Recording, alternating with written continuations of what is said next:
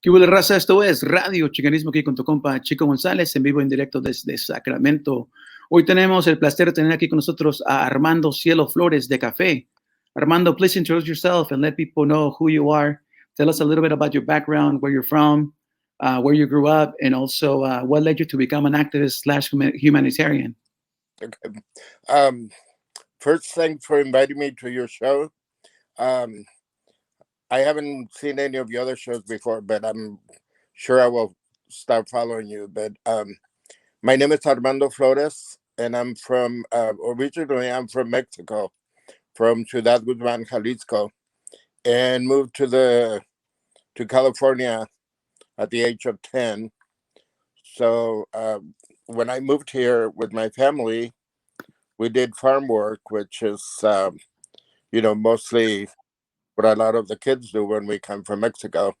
So I've been exposed to the farming world um, since the age of 10 because, at that time, it wasn't really difficult for people to take their kids to work like it is now. So it didn't matter how old you were. If you could work, you would. Anyway, so at the age of 16, I got ill from being out in the sun so much and exposed to chemicals that they use in the farming industry. So I couldn't go back to that type of work anymore. So it was kind of like a break for me because at the time I didn't really speak English that well. So uh, I had to go to school because I couldn't get a job because of my age. So uh, I was one of the first kids in my family to go to high school in the United States. Graduated from Woodland High School, and then from there I attended Sac State for a couple of years, and my studies were in office management and accounting, but I didn't really like it, so I decided to become a hairdresser, and I've been doing hairdressing for over 35 years. Anyway, a few years back, 11 years ago, um, we as I'm driving around Sacramento, I kept seeing people on the streets begging for money and begging for food. So I started kind of like carrying stuff in my car just in case I saw somebody that was hungry. I could give him some food. Then I started telling friends that um, it bothered me to see people doing that because I kept thinking, we're in a country that is full of money. Everybody has a really good life, but yet we have people in the streets that are starving. So with a couple of friends, I started like periodically just, finding money to buy food. And then we would drive around the city looking for those people, which was a little bit hard at the beginning because I didn't really know how to manage the feeding part or where to do it. So it was kind of like hard driving around town looking for, homeless people. Because normally when you drive, you see one or two. This is, at that time. Now you see them everywhere. But at that time, you saw one here, and then 10 blocks later, you saw another one. So my friends and I drove quite a bit around town. And one day we decided to just stop the cars at Cesar Chavez Park. We left our cars there. We took the food with us and just walked around the streets of downtown. And, I discovered that that was like a hub for homeless people, the downtown area, because a lot of the stores, when they close at night, they have portals that people could sleep in, little doorways, patios, stuff like that. So, anyway, I decided that, hey, I'm going to start doing this a little bit more. And pulled a couple of friends into the idea, and we started going to Cesar Chavez Park on Sundays, and sometimes on Saturdays, and sometimes on Friday. But it was kind of hard to do it because people didn't really know we were coming out. So sometimes we show up with food, and then we didn't see anybody around. So I decided, okay, I'm gonna do it on a frequent time and day when I know that people are, you know, in a need, which is usually in the mornings, when they wake up and they have nothing. So sometimes they haven't had anything for a day or two. So, I figure morning time might be one of the better times also because of our weather in the winter time that is so cold. It's nice for them to get a cup of coffee. So we started going to Cesar Chavez on Sundays, but we would go one Sunday, and then the following Sunday I wouldn't have people help me, so I wouldn't go, and then I would go again, um, and then I discovered that they were waiting for us. Mm. We show up and they go, "What happened to you? We were here last week, and you didn't show up." So anyway, being that I saw the need, and it kind of touched me that, like I said, we have so much for us, yet there's people that have nothing. Mhm. So, I, excuse me, hang on, let me move a little bit. Anyway, so I sat around and I started thinking, what's going on? What am I doing? What can I do? How can I get people to help? So I talked to a neighbor of mine, and I said, I was telling her what I was doing, and her daughter said, we'll come with you every week. We promise we come to every week. We'll help you so that you can do it. So anyway, at that point, I decided, okay, I'm gonna do it. I'm gonna commit to the project, and do it no matter what. So this is about 11 years ago, Oh. um, and anyway, so that's how we started. We started going, every single Sunday, and I thought I'm gonna make it same day, same time, just so that way they know, because they don't have a watch, or sometimes they don't know what day it is.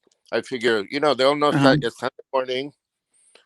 They're not doing much at that time except for waking up and getting ready for their day. So most likely they'll be there.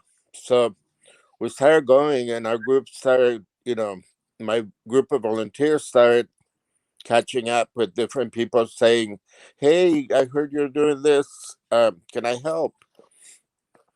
So Nice. different people started volunteering, and the thing with volunteering is really hard because it's not a job for. Yeah. So it's very easy to say, "I don't want to do it today," or something comes up that is more important, so you drop it. But for me, it's different. For me, I decided, when I started the project, I just told myself, "I'm gonna do it no matter what," and Okay. Okay. and do So what I can. for for our viewers that are just tuning in, I'm here with Armando Flores of CAFFE. He was just telling us he's from Ciudad Guzman, Jalisco, Mexico, and he came here when he was 10 years old to the Woodland area. At 16, he ended up in high school, and then he went to Sac State. And about 11 years ago, he became a hairstylist. And about 11 years ago, he started doing this awesome program that we're going to get into a little more. But I just wanted to read some of the comments that our viewers are saying, Armando, about the work that you're doing. Crystal Maria, homegirl, said, "I'm grateful for all that you do, Armando. Thank you, Chico, for bringing these powerful stories to your platform. And to me, it's a pleasure to have people like Armando here to share about the work that he's doing, and hopefully get you inspired to join the cause. Right, like you heard already, he's there every Sunday. Then we had people. We got Victor Mesa that said, "That's big of you. Must feel good to help people." And then he put this comment that I really wanna address. He said the following: In the U.S., I will only feel comfortable helping people trying to help themselves. I couldn't feel right about helping people that are going to spend their other money on crack. And what I have to say about that is Armando's not providing people with money. Armando's providing people with clothing, with basic necessities, food. I had the privilege of going there last Sunday to drop some food and some clothes from that were gathered by my family and by Mechistas de la Met, and I didn't see any money being given. What I saw was, Armando bringing food to the people. So Armando, one of the things that I wanna you touch upon what you're doing right now, uh, and somebody has a question. What does CAFFE stand for? So if you can answer that question, Armando. Okay. Dale. Um, I a cafe. It stands for clothing and food for everyone, and the meaning of that is that you know. Then this goes kind of to that comment that somebody made. To me, it doesn't matter who they are. To me, it doesn't matter what they're doing. Um, food and um, clothing, I think, are two of the most important things that we need in our life, even shelter. And sometimes we get into situations where we don't have control on what we do or what we have. And for me, providing something that will help somebody survive another day in their lifestyle, that's all that matters to me. Um, and you know, way back when I started doing this project, one of the comments that I heard from people was very similar. It's people saying like, there's a bunch of drug addicts, there's a bunch of alcoholics, they don't want to work. People make all these comments that, to me, I feel like, we make excuses to um, cover why we don't want to help. I would, I would say that. Um, we don't have to give them money. We don't have to do, certain things for them. But um, I think food is very important. And sometimes, I have seen people that are so hungry, they have not eaten for days. And to the comments that I've heard and that I continuously hear about, why do you help them and they don't help themselves and stuff like that. One of the steps that happens when you do volunteer work or any type of advocacy or activist work is you learn to not judge people. You learn Mhm. to, your job to being there is to help the people regardless. And even if I had money and I give it to somebody, I learned that, I'm not going to tell them, don't buy a beer, don't buy liquor, don't buy cigarettes. That's none of my business. To me, it's like if I give a gift to somebody, whether it's food, clothing, money, whatever, it's theirs. They can do whatever they want with it. So, it took me a time to realize that and to understand the meaning of giving. Because when you give from the heart, and you learn to not, um, to not say, well, you look young, strong, you can work. Why should I feed you? So those are the things that we have to learn to like not think about, because that's not the point of being a volunteer or of giving to people. The point is to give from your heart and to give what they need. And that was another thing that I learned. I learned that something that I could give to any of those people that are on the streets is food. And at this point, we're feeding, between 100 50 to 200 people every week, and they love the food. They want the food. They rarely ever ask for money, or never. And what we provide is not, brand new clothing. Um, we give them used clothing that has been donated, but by our friends and family. Um, and Sometimes we have money, and we do buy them new things when it's needed. Like for Christmas, we buy them blankets and scarves and gloves and beanies. So whatever we invest in them, it's nothing that they can take and return, or you know they don't want it or whatever. They're things that are necessary for them to survive and to Mhm. be able to live another day. The last 3 days that we have this horrible weather, most of them have lost their clothes, their blankets, their tents. So that's what we've been focusing on right now. We've been focusing on replacing blankets and sleeping bags, and we had to buy them because Mhm. the need is really big. And normally I wait until people donate me a sleeping bag, and then I give it away to somebody that needs it. Well, right now, all of them need something.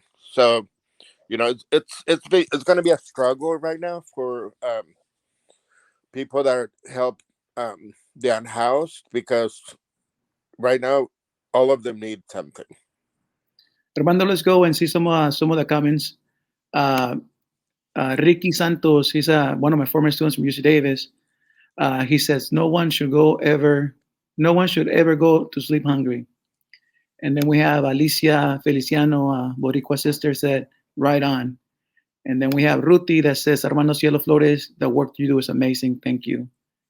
And then we have Garlic Souls says, super cool. And then we have Goya. Where is Goya? They're helping themselves when they show up to receive the food and clothing needed to survive. We're all so wasteful. Why not share that instead of sending our used jeans to the landfill? And one of the things that I wanted to mention too is my wife and I were having this conversation today.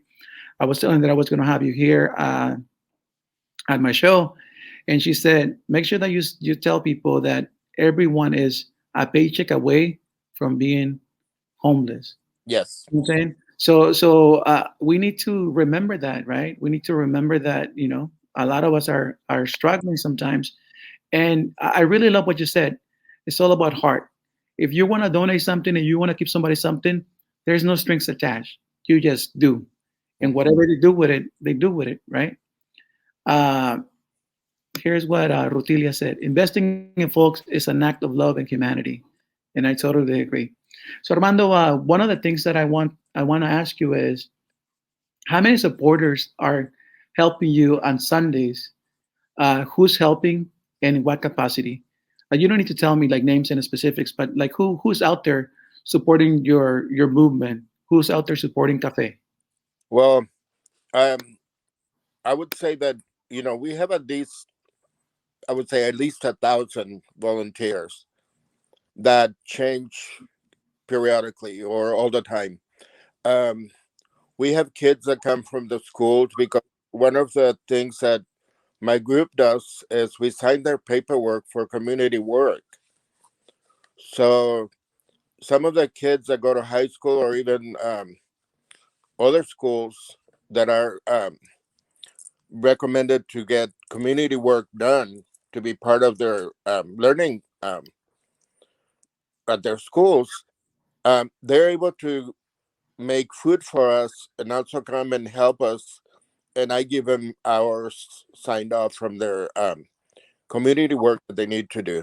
So we get some of those kids come out to help. Um, we get people from the high schools, groups from the different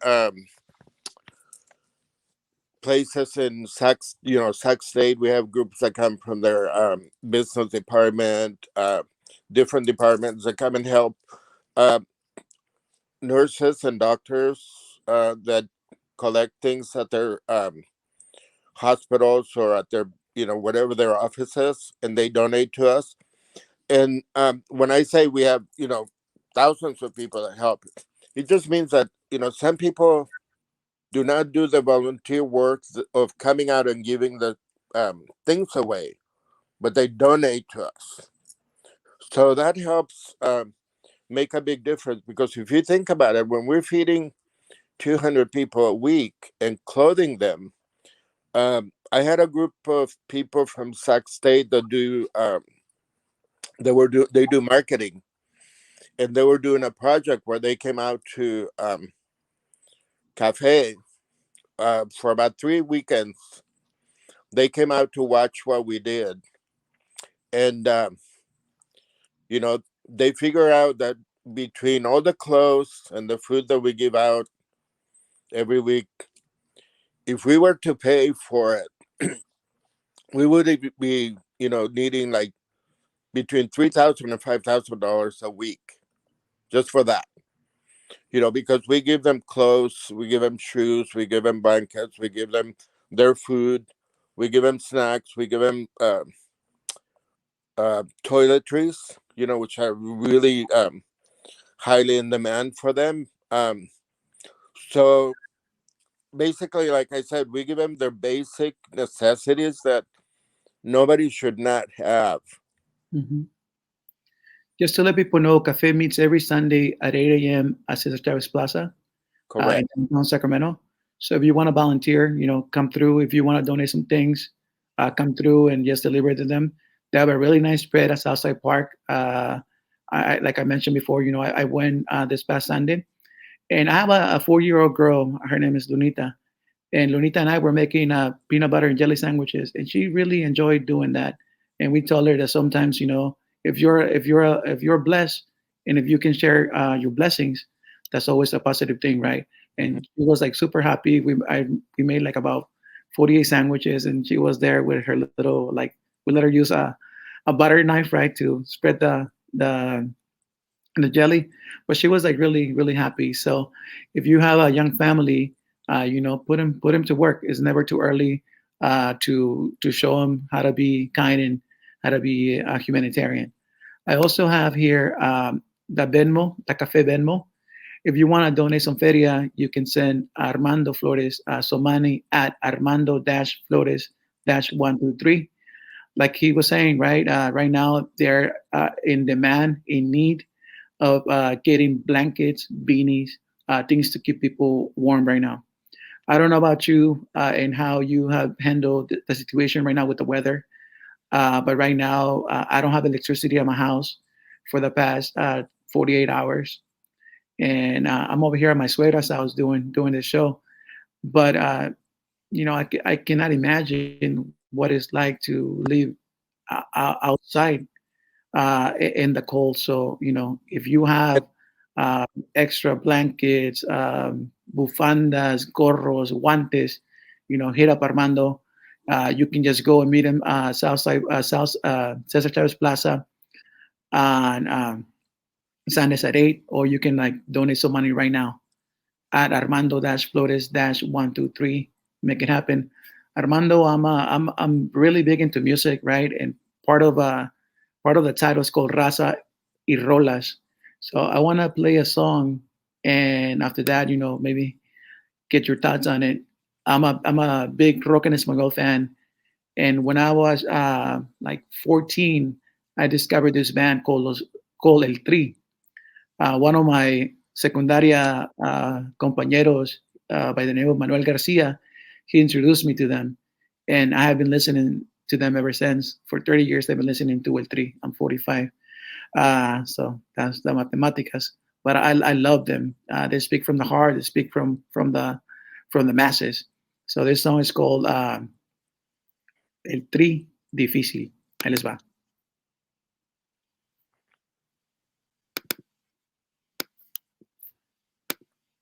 Technical difficulties. Ahorita le echamos. Ok, vamos a ver qué está pasando aquí.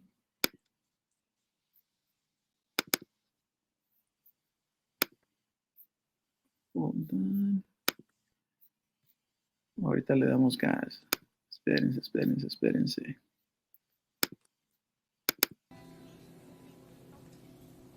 Tú nos dices en qué momento ya le damos.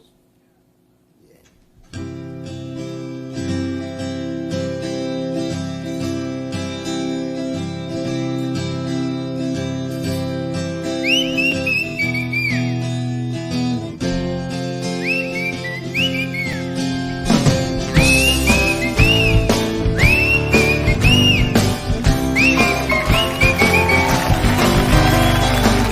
La vida es como un juego de ajedrez.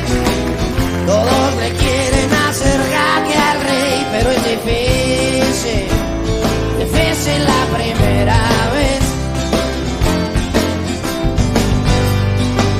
Y estando arriba se ve muy fácil, pero la neta no cualquiera la hace, porque es difícil, difícil poderla hacer. Quieres llegar a la mesa puesta, nadie te la va a poner. Lo que no hagas por ti mismo, nunca nadie lo va a hacer.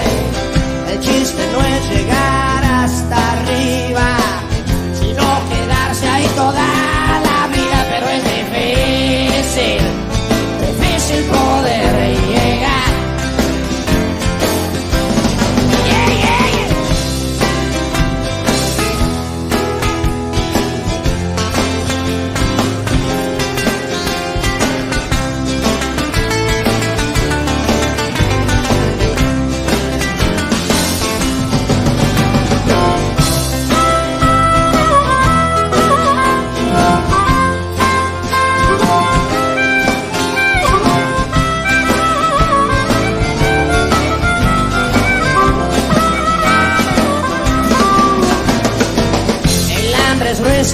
Y no perdona raza o nacionalidad. Coge parejo sin importarle color, sexo o edad. Quieres quedar muy bien con tu chava, pero no tienes para comprarle nada, y es difícil, difícil de complacer. Ella es difícil, difícil de convencer. La veo difícil, difícil que la puedas hacer.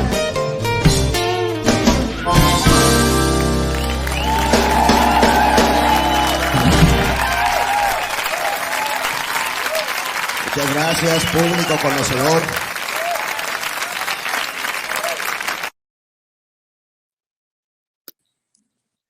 And that was El Tri, Difícil, the name of the song. So something I really like about that song is I like these lyrics, and let me read them to you. El hambre es gruesa y no perdona raza o nacionalidad. Coge parejo y sin importarle color, sexo o edad.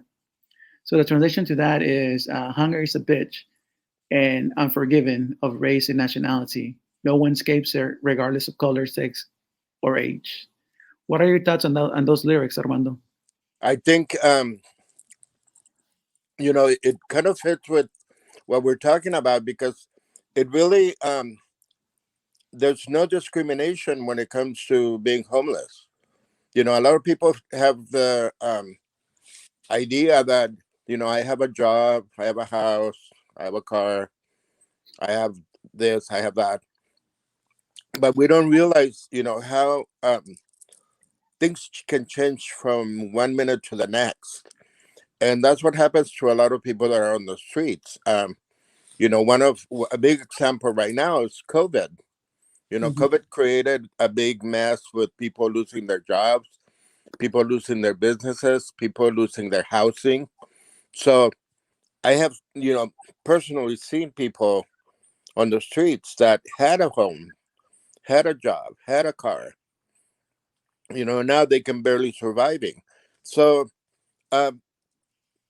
it's not something that, we say, I will never be on the streets, or that will never happen to me, because we don't know. And a lot of the people that I feed and that I see on the streets, they're us. They're people like us. They're people that had a house. They're people that had a job. It's not people that say, I just don't want to work. I'm going to live on the streets. Um, and, that's another thing that has taken me a long time to learn because when I first started feeding people, I kept seeing young people and I kept saying, why are they out here? You know, why did they choose to be out here? You know, how are they okay where they are?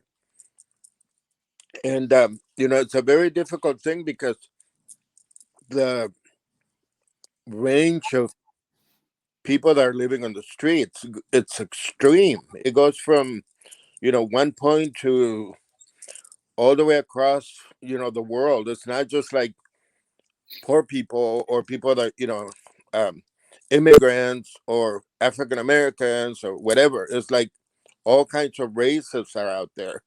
And like I said, a lot of people that had money, had a job, and for whatever reasons, can be economic um, problems. It can be mental problems. It can be health problems. Um, but one of the things that I learned at the beginning, when I kept, wondering why people were out there, I took one weekend.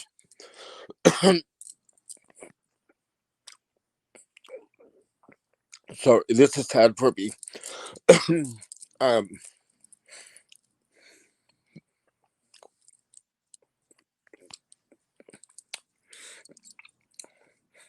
the reason why I have so much passion for this is because I took a weekend long time ago and I left. I went to live in the streets and I wanted to see what it was like.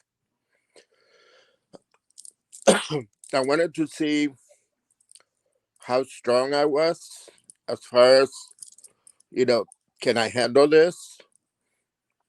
And it was a difficult, very difficult time not being able to buy anything, not being able to talk to anybody, not being able to eat, being really cold at nighttime, um, and wondering what the next step was going to be. It's like, what now? So I discovered that it's a very difficult lifestyle, and you know, it's not something that, like I said, people say, I'm going to go live in the streets.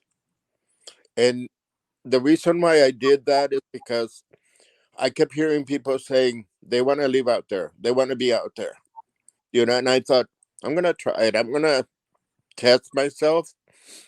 And by doing that, I discovered that you have to be an idiot to want to live out there, you know? And most of the people that I know that live out there, they didn't choose to live out there. They don't want to be out there. But think about right now that people don't have jobs and we don't have as much money as we used to, things like that. Think how difficult it is for us to find a job or to find a place to live or to get food, even. Mhm. And then you think of somebody that has, for whatever reason, gone all the way to the bottom of their life. They're in a position where they have nothing. How do you think that you're going to tell one of those people, go get a job? When their mental capacity is like worn down, we beat them to death by telling them, that they're nobodies, that, they don't want to work or, just mistreating it. So something that needs to change in our world. And I'm hoping that right now that, you know, more people are having issues with economic and job problems, that more people will realize, like, you know, this is the way it happens to a lot of the people that are on the streets. You know, it wasn't that somebody wakes up one day and says, I think I just want to live in the streets. It's not a choice, I don't think. And it's a Armando, so I know that you're out there like every Sunday, right? What are some of the stories that you have heard from people? I'm pretty sure maybe before COVID, you had some one-on-one conversations with people. What are some of the stories that have really touched your heart and um, make you say like, damn. seeing people that are, like women that have been abused, women that have been raped, they've been, and a couple of those people are the ones that have said to me, I'd rather live on the street. So imagine how horrible their life was to choose that when I wouldn't choose it. So, that's one of the uh, people that are out there, people that fall into drugs and alcohol. And I think when we say people on the streets are drug addicts and alcoholics, we forget that a lot of us that are housed are the same. The only difference is that we have a job and we have a house. But, you know, there's people that have the same problems, same mental problems, same alcohol and drug abuse problems. So, there's no um, group of people that is definitely the one that is out there. We have a lot of veterans. We have a lot of people that go to the wars and they come back and their lives are just like completely twisted and they don't know how to handle living in the real world again. So it's very difficult for them to maintain jobs or to maintain their um, housing. There's, dealing with their spouses and their family becomes hard for some of them. So they end up with, being neglected by all of us. Uh, kids that have to run away from their families, a lot of foster children that are abused and they have been, taken advantage of because people want them while they're getting money. And then when they turn 18, they send them out into the streets. And, some of those kids don't know how to cope. They don't know how to, you know, be productive. So it's really hard for, to watch those kind of kids on the streets and knowing like they had a place and then all of a sudden they don't have a place to live. And it wasn't by their choice. It was whoever was, they were living in with threw them out. Um, but there's all kinds of sad stories. I've met kids that their mother or father threw them out into the streets because they didn't like, their boyfriend or girlfriend didn't like the kid. So the parent made a choice and chose, the spouse or the boyfriend or the lover or whoever it was. And that's really sad when things like that happen. Uh, family members that are uh, mentally disadvantaged. People don't want to deal with them. People get tired of, living with them. So they abandon them and they end up on the street because there's no place for them to go. And people that are sick that, don't have money to pay for their doctors or their medicines or their surgeries, whatever, they use their money that they had to pay for that. And then they run out of money and they're sick and there's no place for them to go. So they end up on the streets. And, and that's just something that I think we need to realize, like the different types of people that are out there and quit categorizing them and quit putting ideas in our own heads saying, oh, I'm not going to help them because of that. If you don't want to help, that's cool. Do not help. We don't have to help. Nobody has to help. But I think, morally, we have a little bit of kind of like obligation to help those in need. Mhm. We would need that. We would like. I would like that if I was in need. I would like to have somebody give me food, give me clothes, give me what I need. So I think, we have to give them the same respect, knowing that, they're in need right now. They're the ones.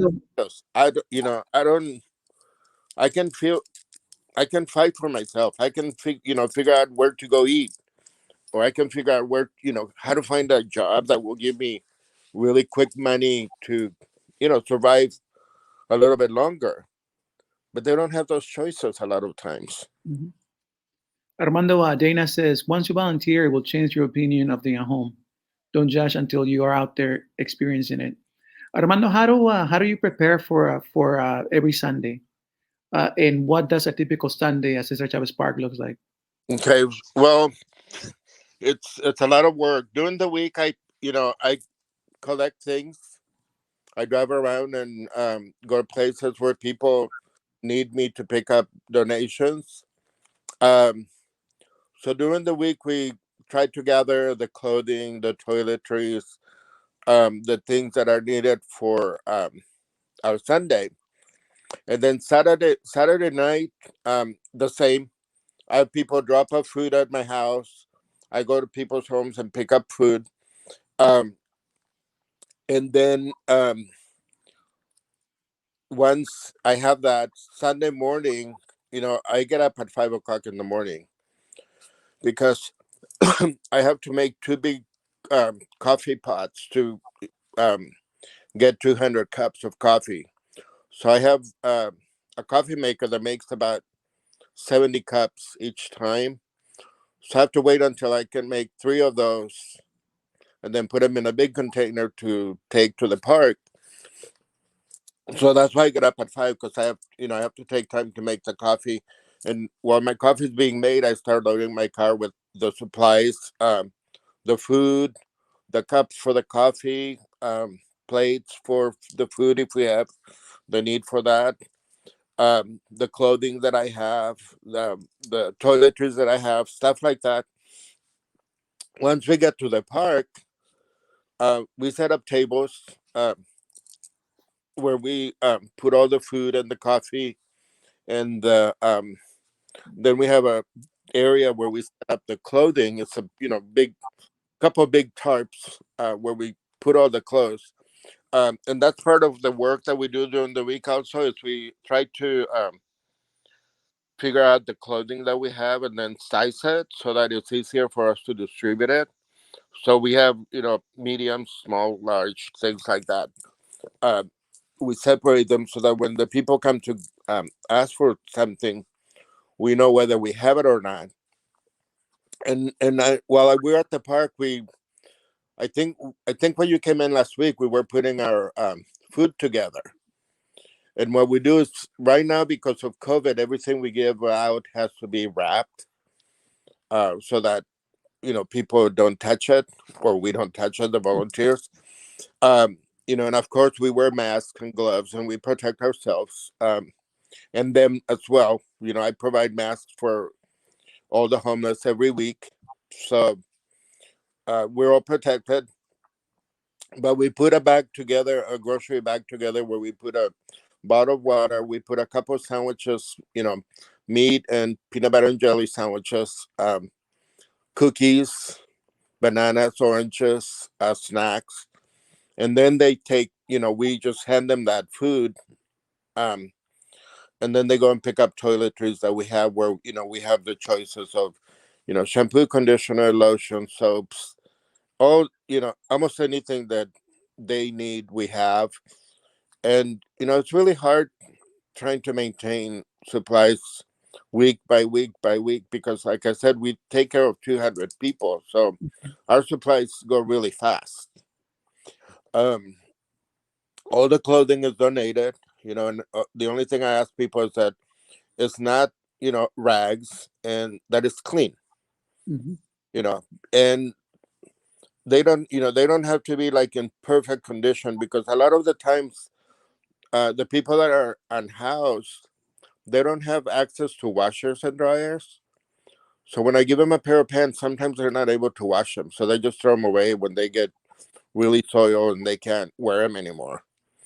And sometimes that takes, a couple of weeks, because if you're a specific size that I don't have, I can't give you a pair of pants. So sometimes, they come through looking for something and we don't have it that week. So they have to wait until the following Sunday. And what I do is I try to make sure that if I know that somebody needs shoes certain size, I try to find them during the week so that the following Sunday, I know that that person that really needs shoes badly will have a pair of shoes. Armando, I want to read a quote, and then I want to go into a song. Okay. And we can come back to what you're telling us. And this is actually a quote. This is a comment by my wife, Victoria Lemos, and I want to read it. It says, "When I was a kid, my dad used to take me and my brother to eat with the people who had no home. He will have us stand in line, get a sack lunch, and sit and have a meal with them. We were in a house. My parents worked, but my dad will take us on bike rides and stop by there from time to time. My dad will tell us we're no different. We're all human and having a meal together." And my suegro, he grew up in the streets in Mexico City, and the song that I want to play next, it actually reminds me a lot of him. And once again, this is a three song. So let's see if it's gonna work again for this time. La música que llegó para quedarse. 1, 2, 3.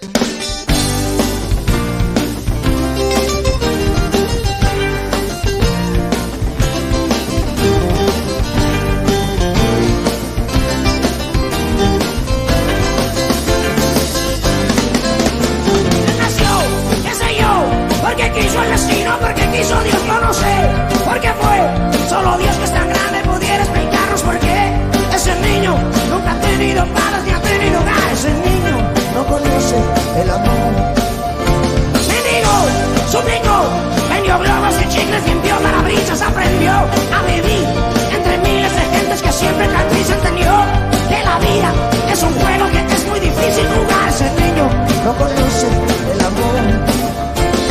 Callejón, ahí está ese niño sin ninguna ilusión, entendió, sin querer, que solo trabajar no se puede comer, porque ese niño tenía más derecho que tú o que yo. Ese niño no conoce el amor, no conoce el amor. Ese niño no conoce el amor. El amor.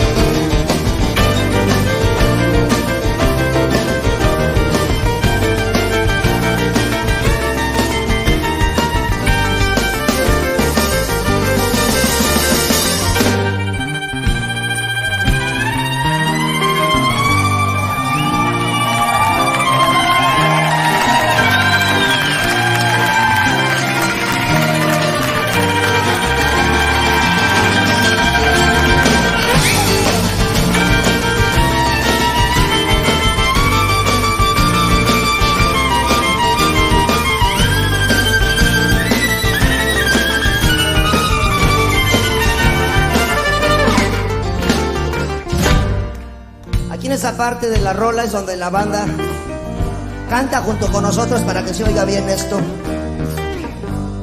Si les da pena, no canten, ¿eh? Pero quiero que se oiga la banda en esa parte que dice.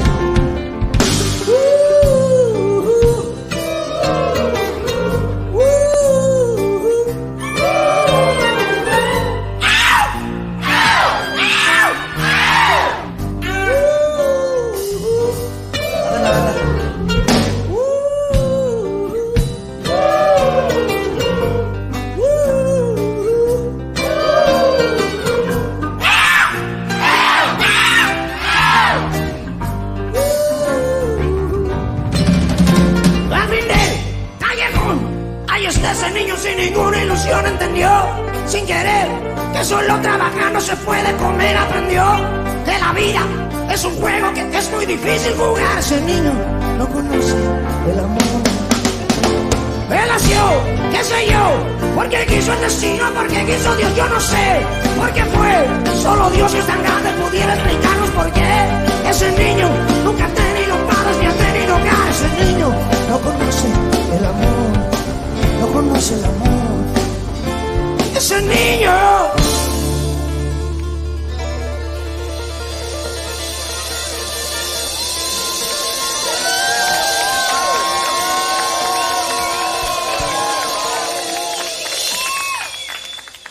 no conoce el amor.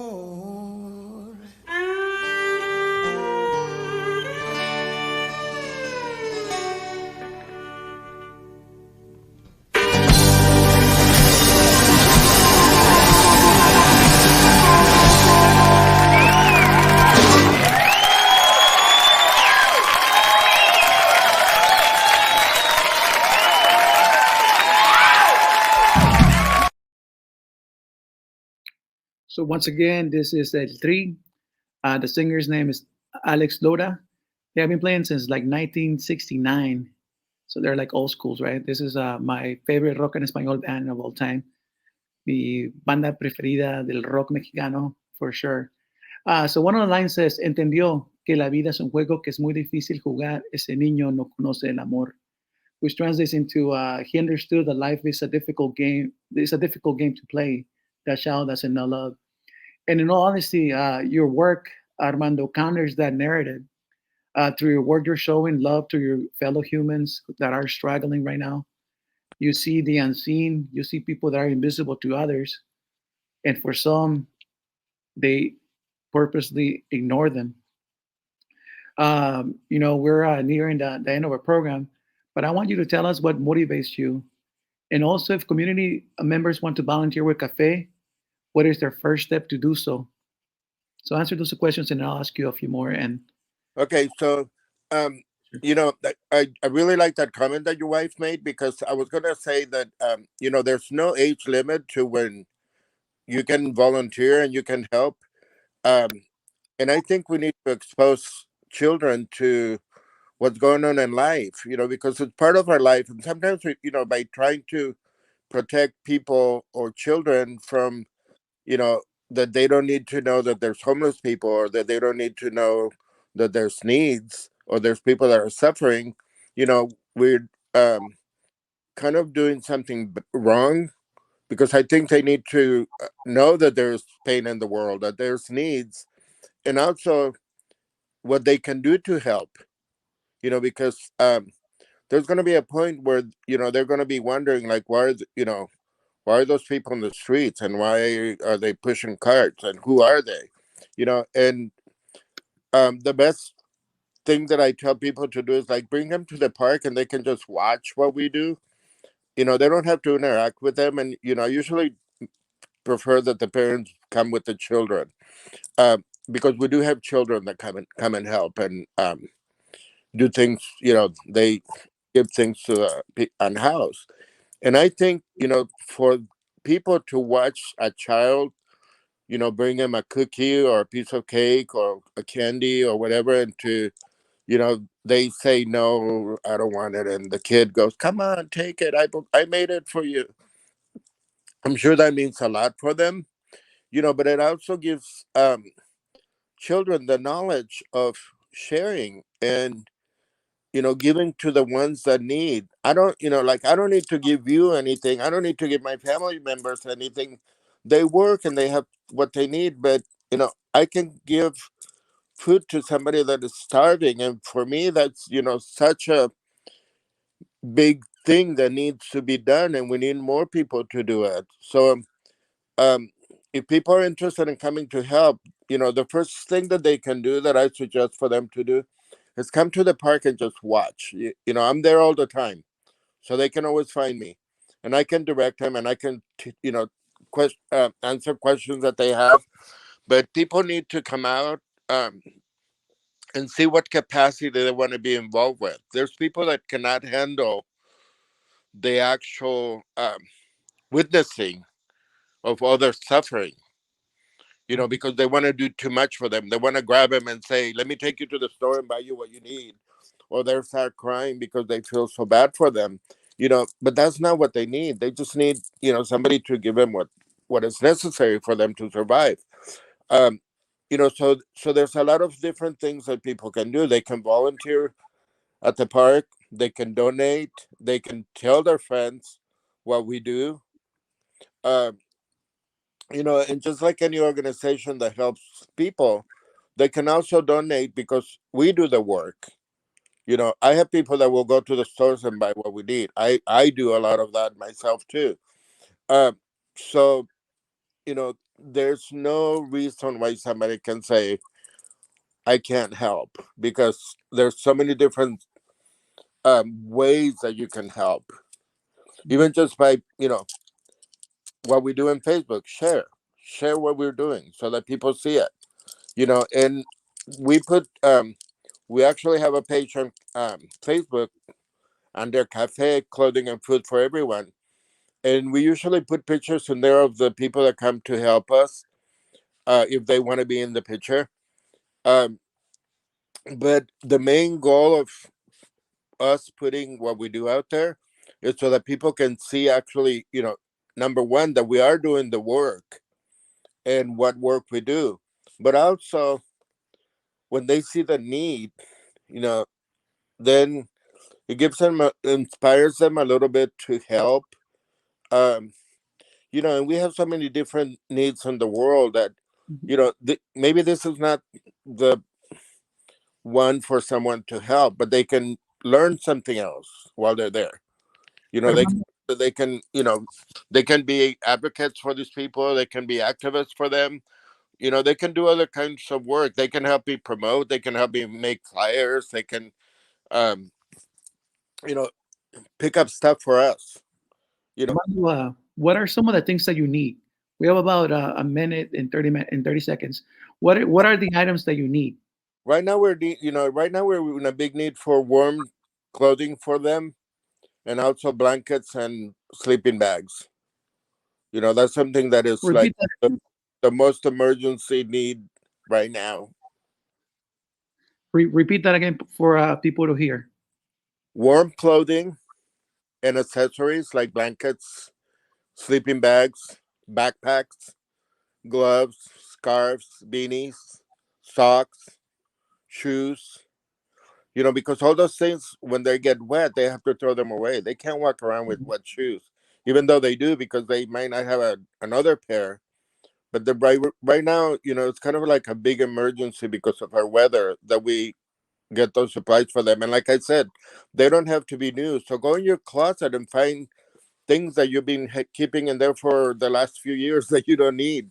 Give them to me. I'll put them to use. Also, you can donate some feria to CAFFE through Venmo at Armando-Flores-123. One more time, Venmo at Armando-Flores-123. Armando, ha sido un placer tenerte aquí esta noche en Raza y Rolas.